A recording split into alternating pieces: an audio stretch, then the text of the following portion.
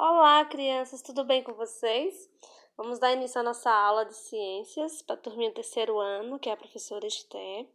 Vamos falar um pouquinho sobre as características da luz.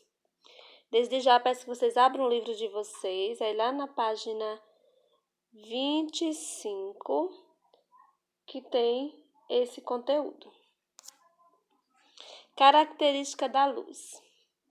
A luz é tão linda, né? A luz, ela sempre despertou a curiosidade do ser humano.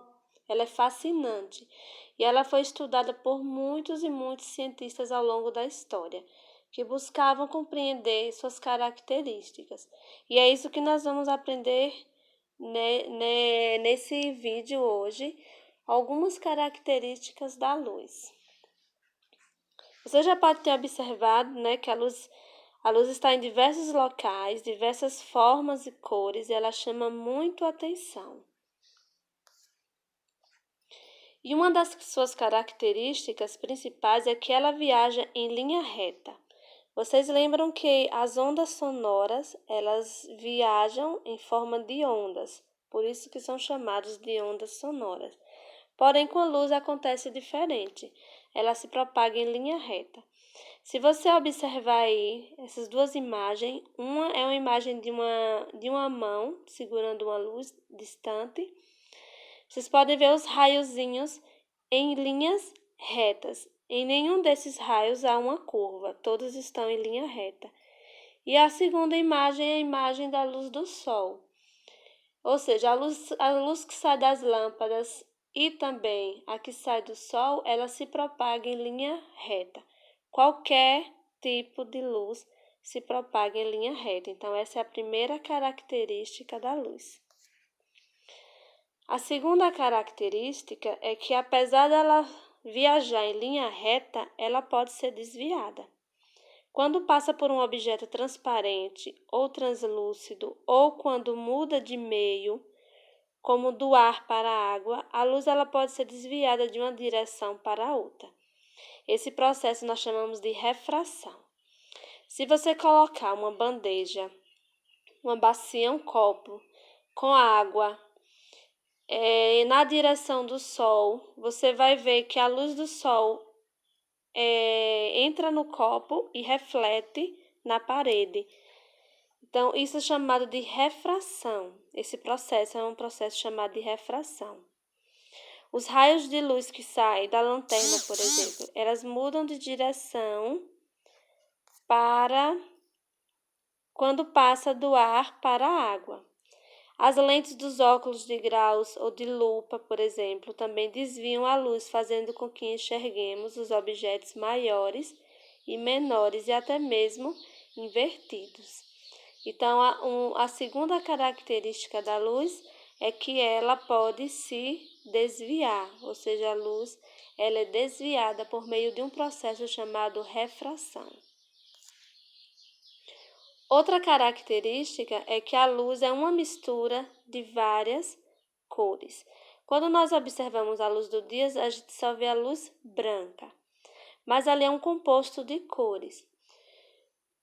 A luz do sol e das lâmpadas parece não ter cor, né? E por isso dizemos que ela é branca. Mas na realidade, há centenas de anos, os cientistas descobriram que é possível separar a luz branca com muitas cores. Então, a luz branca, ela atravessa o vidro, se vocês já ver aí nessa experiência, ela atravessa o vidro e forma uma prisma.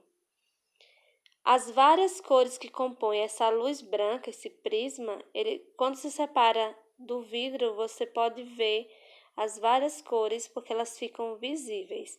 Bem assim acontece no arco-íris. Você sabia que a separação da luz branca em várias cores também acontece naturalmente na formação do arco-íris? Quando chove, logo após a chuva ou antes da chuva, acontece esse fenômeno que nós chamamos de arco-íris. Nesse caso, as gotículas de água que existem no ar, eles atuam como um prisma, ou seja, as gotinhas de água entram em contato com o sol e emite esse prisma lindo que nós chamamos de arco-íris. que é composto por diversas cores. Então, outra característica é que a luz ela não é branca. Ela é uma mistura, um composto de várias cores. Outra característica importante é que ela pode ser refletida. É diferente de reflexo. Ela pode ser refletida. Você já estudou que a luz ela não atravessa objetos opacos, como um livro, como a madeira, a luz ela não atravessa, mas atravessa um objeto transparente. Quando a luz atinge objetos opacos, como o livro, ela é refletida, ou seja, ela bate na superfície do objeto e volta novamente para o ambiente, fazendo com que possamos vê-la. Isso explica por que locais escuros não conseguem enxergar. Isso explica porque em locais escuros não conseguimos enxergar os objetos ao nosso redor. Já em locais claros, nós conseguimos porque a luz bate na parede e volta. A reflexão da luz também possibilita a visualização das cores. Lembre-se que a luz branca é formada de várias cores, como nós vimos aí anteriormente. Assim, ao ser atingida pelos raios de luz, um objeto verde, como a folha de uma árvore, absorve todas as cores que o formam, exceto a cor verde, que é refletido. Por isso vemos a folha verde. Já uma maçã vermelha, ela absorve todas as cores do raio de luz e reflete apenas a cor vermelha, porque é a cor que ela é. Quando uma luz reflete em superfícies muito lisas e polidas, como um espelho ou bandejas de prata, por exemplo, bandejas de metal, ela é refletida em uma única direção. E isso nos permite vermos nosso reflexo em outras imagens refletidas nessa superfície. Que é o que acontece com o espelho. Vocês veem aí a imagem? Tem a menininha. Então, o espelho, né? A luz refletiu no espelho, mostrou a imagem da menininha, que foi refletida de volta para os olhos dela, para ela. Então, isso é chamado isso que é o fenômeno de reflexão, ou seja, a imagem ela foi refletida. A luz ela atinge o espelho e ela foi refletida. Como a superfície do espelho é bastante plana, ou seja, lisa, os raios refletidos seguem em todos os segmentos, né?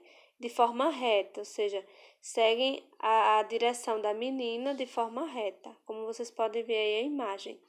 A luz acima atingiu o espelho, que é uma superfície polida, plana, que foi capaz de refletir a imagem, ou seja, pegou a imagem da luz e refletiu para a menina a imagem da própria menina que está olhando para o espelho.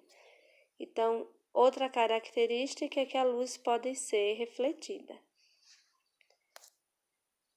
Então, sabendo disso, né, que as características da luz é que ela viaja em linha reta, ela pode ser desviada, ela é uma mistura de várias cores e pode ser refletida, você vai fazer a atividade da página 29. Mas antes da página 29, tem uma experiência bacana para vocês fazerem, que é uma experiência para você investigar a luz com alguns objetos. Se você puder fazer isso, vai ser bom porque você vai estar ampliando o seu conhecimento. Essa experiência está na página 27 e na página 28. Mas aí vocês façam a página 29, que na próxima aula a prova vai corrigir com vocês. Cheiro!